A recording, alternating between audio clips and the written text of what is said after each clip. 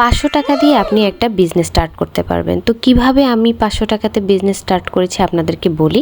তো আমি যেহেতু সাভারে থাকি, আমি আর আমার বোন রওনা দিলাম ঢাকা নিউ মার্কেটের উদ্দেশ্যে, সেখানে ক্রাফটের জিনিস কেনার জন্য।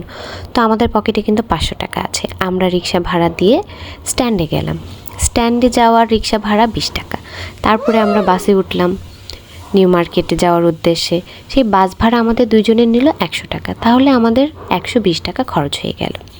তারপরে যখন আমরা নামলাম তখন আমাদের প্রচণ্ড ক্ষুধা লাগলো। তো আমরা দুইজন 2 প্লেট বিরিয়ানি খাইলাম।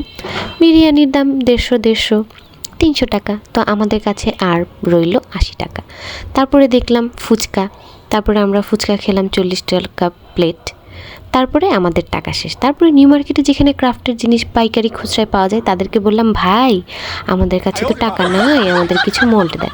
ওনারা ফ্রিতে আমাদের কিছু মোল্ড দিয়ে দিল, জিপসাম পাউডার দিয়ে দিল, আরও অনেক কিছু দিয়ে দিল। তারপরে যখন বাস ভাড়া দিব দেখি তখনও টাকা নেই। বাসওয়ালা আমাদের ফ্রি বাসায় নিয়ে আসলো। তাই না? কি মজা না বলেন? 500 টাকায় আমার বিজনেস স্টার্ট হয়ে গেল।